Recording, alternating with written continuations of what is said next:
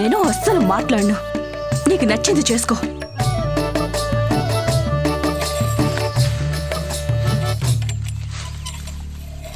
అయినా నీకేం తెలుసు?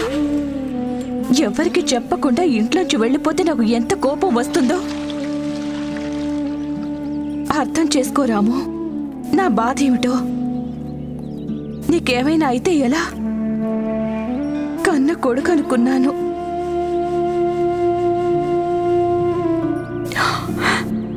నా తలరాతకి తల్లయ్యే అవకాశం లేదు.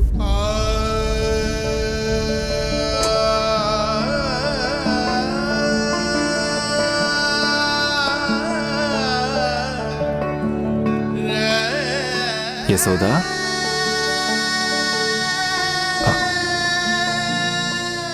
మీకు తెలుసా, మా చిన్నప్పుడు నేను దేనిలాగే అల్లరి చేసేదాన్ని. అందరూ ఒకే మాట అనేవారు, పెద్ద అయిందంటే పెద్దరికం అది వస్తుంది అని. కానీ మారలేదు. అప్పుడు ముసలి ముతక ఏమనేవారో తెలుసా? దీనికి పెళ్ళయిందంటే అదే సర్దుకుపోతుంది అని. అయినా తగ్గలేదు. అప్పుడేమన్నారు, కొడుకో కూతురో పుడితే బిడ్డ ఒళ్ళోకొస్తే పెద్ద తరహా అదే వస్తుందనేవారు. కానీ నా ఒడి నిండలేదు. పిల్లలంటూ పుడితే కదా. ఈ రాముగాడి అల్లరి చూస్తుంటే నాకేమనిపిస్తుందో తెలుసా? లోపం నాలోనే ఉందని, నేనే దాన్ని సరిగ్గా చూసుకోవడం లేదని. రోజు రోజుకి తన కారణంగానే ఆ నారాయణుడు నాకు వేరే సంతానం ఇవ్వలేదని, ఒకవేళ ఇచ్చినా నేను ఎప్పటికీ మంచి తల్లి కాలేను. యశోదా, ఏమైంది నీకు? ఎక్కడో మొదలుపెట్టి ఎక్కడికో తీసుకెళ్తున్నావు?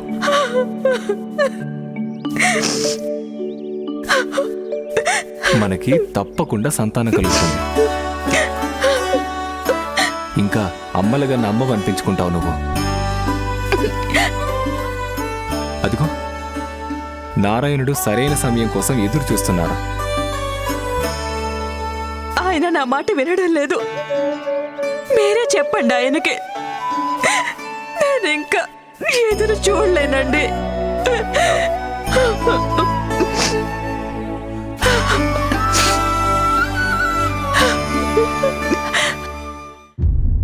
నేను కూడా ఎదురు తెన్నులు చూడలేకపోతున్నానమ్మా. అయితే మీ అమ్మగారి కోరికను నెరవేర్చండి ప్రభు. నేను ఎన్నో ఏళ్లుగా ఎదురు చూస్తున్న సమయం దగ్గర పడుతున్న కొద్దీ అస్సలు ఉండలేకపోతున్నాను. అయితే ప్రభు, తమరు దేవకీ మాతకు 8వ పుత్రుడిగా జన్మించాల్సి ఉంది. మరి 7వ పుత్రుడు? సహనం వహించండి, సహనం. తమరికి తెలియంది కాదు. ఆలస్యం కావచ్చు కానీ అలసత్వం ఉండదు. నేనిక్కడ మీ ఇద్దరిపై ఆధారపడి ఉన్నాను యశోద. ఆహారం, రక్షణ, పరివారాన్ని అన్నీ చేశావు నాకు. కానీ నా దుఃఖం నన్ను ఒక్క క్షణం కూడా విశ్రాంతి లేకుండా చేస్తుంది. మా స్వామి సోదరి దేవకి ఎన్నో ఏళ్లుగా కంసుడి చీకటి గదిలో బందీలై ఉన్నారు. అక్కడి అంధకారంలో మగ్గిపోవడం తప్ప వారికి మరో దారంటూ లేదు యశోద. ఇటువంటప్పుడు నేను ఇక్కడ సుఖంగా ఎలా ఉండగలను? ఆ కంసుడు కీర్తిమాని చంపాక మా స్వామి నా సంరక్షణ కోసం మీ దగ్గరికి పంపించారు రహస్యంగా. కానీ నా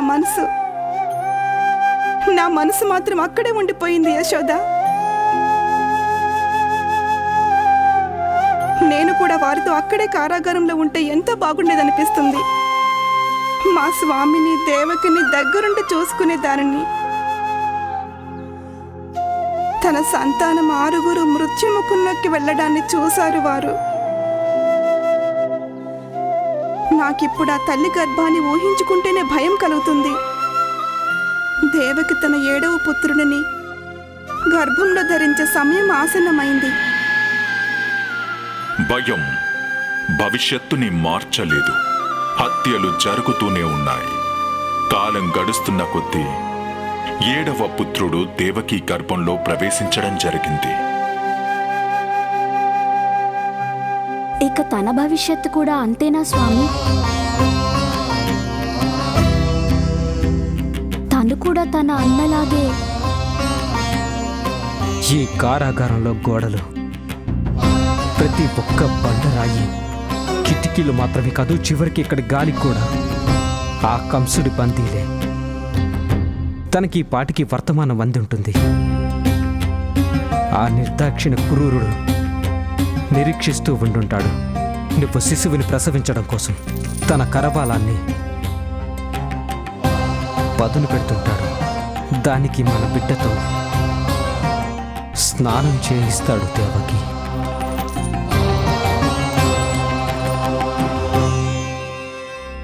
దుర్జన, ఆ దేవకి చెరసాల ముందు స్వయంగా నీవే కాపలాగా ఉండాలి.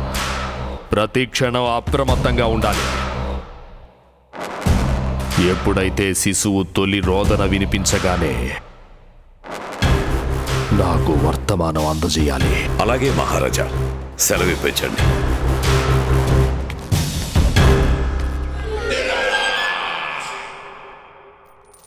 ఆలోచించండి స్వామి, ఆలోచించండి. ఈ పుత్రుడైన తన తొలి శ్వాస ఈ చెరసాలలో తీసుకోకూడదు. దేవకి, నిస్పృహతో నా గుండెలు కూడా పగిలిపోతున్నాయి. కానీ ఈ చెరసాలలో ఉంటూ నేను చేయగలిగేదేముంటుంది? కానీ ఈ సృష్టి పరిపాలకుడు జగత్పిత శ్రీహరి చేయగలరు స్వామి. ఆ శ్రీహరి నా పుత్రుడిని ఎందుకు కాపాడటం లేదు? చివరికి 7వ పుత్రుడినైనా రక్షించవచ్చు కదా. నా గర్భశోకాన్ని తగ్గించవచ్చు కదా. ఆ శ్రీహరి ఎందుకు పూనుకోవటం లేదు? ఎందుకు కరుణించడం లేదు? చెప్పండి స్వామి, ఎందుకు కరుణించడం లేదు? ఎందుకు కరుణించడం లేదు? భవిష్యత్తులో నాకు జన్మనివ్వబోయే మాత మొరపెట్టుకుంటే నేనెంతని సహించగలను చెప్పు. కంసుడి రాక్షస తత్వాన్ని అంతం చేయడానికి ఒక మాయ జరగాల్సి ఉంది. అది నా లీలకు తొలి బీజంగానూ ఉంటుంది. కంసుడి కళ్ళను కట్టేస్తుంది. అంతటి సామర్థ్యం కలిగిన మాయ ఎవరి దగ్గర ఉంది ప్రభు?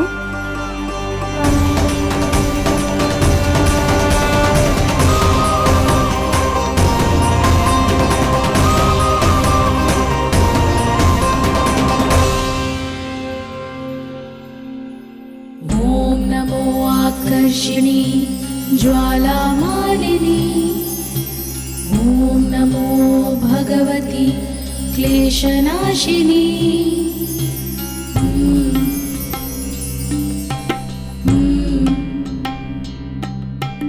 ఓం నమో యోగమాయే సర్వమోహిని. ఓం నమో యోగమాయే సర్వరంజిని. ఆజ్ఞాపించండి ప్రభు. దేవకీ మాత గర్భాన్ని విచ్ఛిన్నం చేసి ఆ బిడ్డను రాణి రోహిణి గర్భంలో ప్రవేశపెట్టండి దేవి.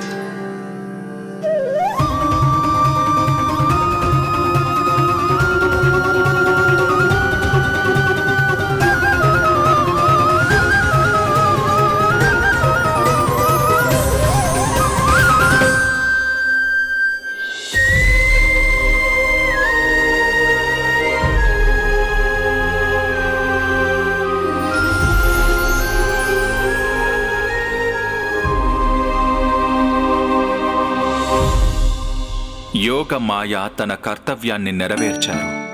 తొలి సూర్యకిరణాలు రోహిణీదేవికి ఒక సందేశాన్ని వినిపిస్తాయి. అది వినగానే తను పట్టరానంత ఆనందంతో ఉప్పొంగుతుంది. యాదవ్ వంశానికి యువరాజు కుమారుడు వెయిట్ చేయబోతున్నాడు. ఆ సందర్భంగా నా శుభాకాంక్షలు మహారాణి.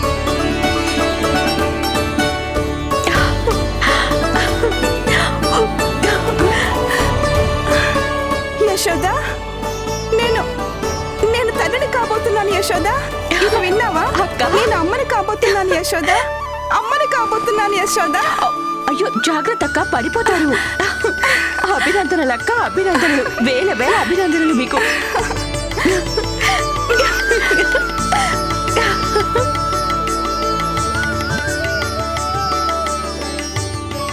విధి లీలలన్నీ విచిత్రంగా ఉంటాయి. రోహిణి తన పుత్రుడు కాకపోయినా సంతోషంగా ఉంది. కాని దేవకి ఆ పుత్రుడి కన్న తల్లి. తను కలవరపడుతోంది.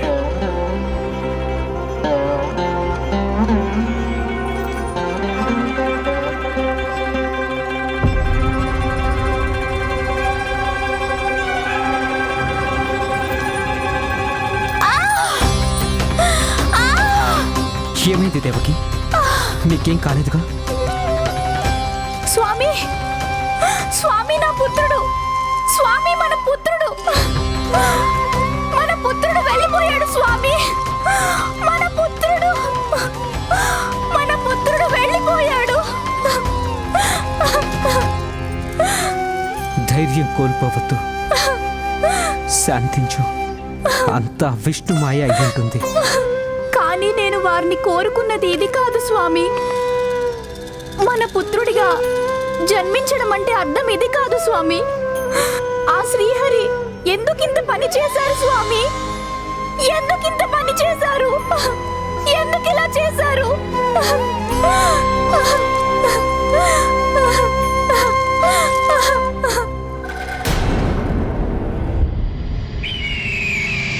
విషాదవార్త మహారాజా.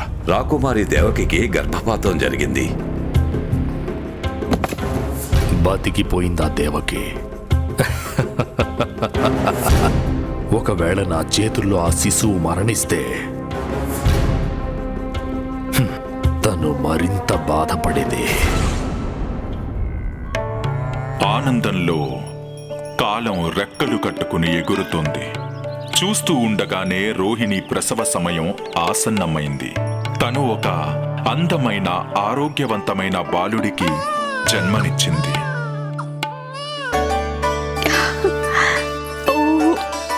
ఇదిగో అక్క, తీసుకొని సంతానాన్ని. ఎంత ముద్దుగా ఉన్నాడో.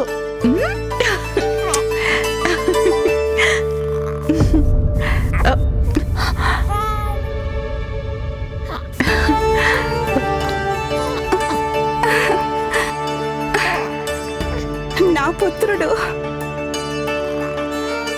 రాకుమారుడు.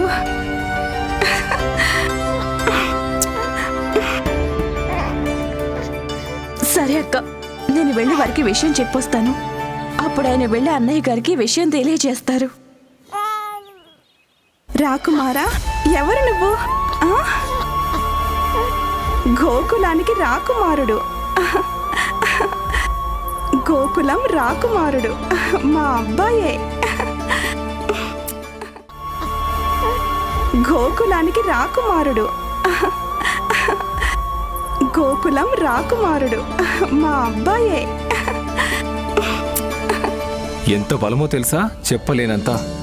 తనొక్కసారి వేలు పట్టుకుంటే ఆ పట్టు విడిపించుకోవడం కోసం మన వల్ల అసలు కానే కాదు. ఇంకా చూపు, చూసిన వాళ్ళెవ్వరూ కళ్ళు తిప్పుకోలేనంత మధురంగా శ్రీరాముడిలాగే అందరికీ ఆనందాన్నిస్తుంది. అయితే తన పేరు బల రాముడని పెట్టు.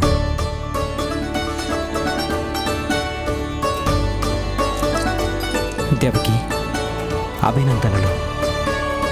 నువ్విక పిన్ని గారిపైపోయావు. అన్నగారు, మీరిక తన గురించి ఆలోచించకండి.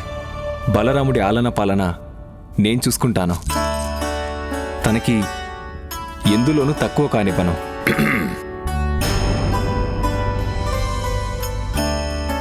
నాకు సెలవిప్పించండి. ఎన్నో ఏళ్లకి నీ కారణంగా మాకో శుభవర్తమానం లభించింది. శ్రీమన్నారాయణుడు ఎల్లప్పుడూ నీపై కరుణామృతం వర్షించాలి.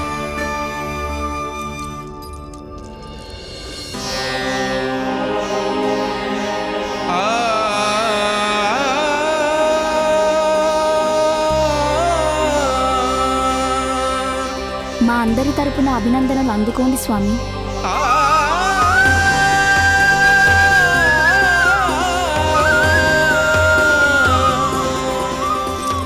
దేవకి, ఏమైంది?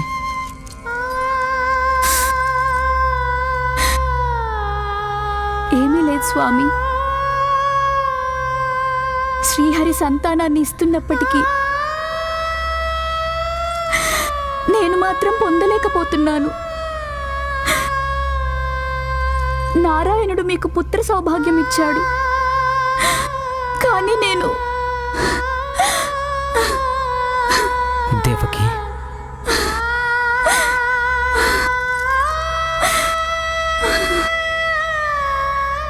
ఇక్కడ దేవకి మాత వ్యధ చెందుతున్నట్టే అక్కడ కూడా యశోద మాత వ్యధ చెందుతుంది. ఇక్కడ దేవకి మాత హృదయం తను జన్మనిచ్చిన వారందరినీ పోగొట్టుకుంటున్నందుకు ఆవేదన పడుతుంటే, అక్కడ యశోద మాత హృదయం సంతానం కలగనందుకు తల్లడిల్లిపోతుంది, క్షోభిస్తోంది స్వామి. అది నిజమే దేవి. నాకు చాలా స్పష్టంగా అర్థమవుతోంది. యశోదామాత హృదయం నన్ను ఒడిలో లాలించాలని పరితపిస్తోంది. నిజం శ్రీహరి, నాకు పట్టలేనంత ఆనందంగా ఉంది. తమరి ఆశీర్వాదంతోనే రోహిణి అక్కకి అంత అందమైన బిడ్డ పుట్టాడు. ఆయన నా వల్లేం తప్పు జరిగింది నారాయణ? నాకెందుకు ఇవ్వలేదు సంతాన భాగ్యం? నా వల్లేం తప్పు జరిగింది నారాయణ? నాకెందుకు ఇవ్వలేదు సంతాన భాగ్యం? అప్పుడే దేవకి దేవికి 7వ సంతానం కూడా జన్మించడం జరిగింది ప్రభు. మరిప్పుడు అవతారం ధరించడంలో ఆలస్యం ఎందుకు? యశోదా, చూడు, నువ్విక్కడుంటే నేను ఊరంతా వెతుకుతున్నానా? నువ్వు ఉదయం నుండి ఏమీ తినలేదట కదా. పద, వచ్చి తిను రా. నేనెక్కడికి రాను.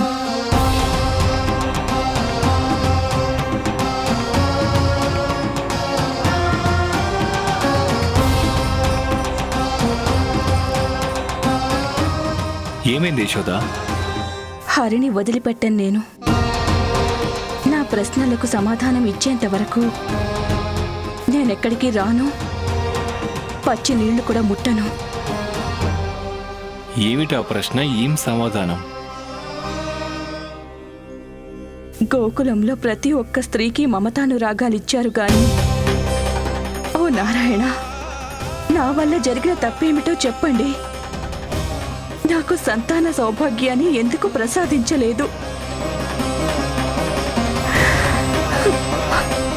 ఈరోజు చెప్పి తీరాల్సిందే ప్రభు. కారణం చెప్పండి. మీరు నాకు సంతానం ఎందుకు ఇవ్వలేదు?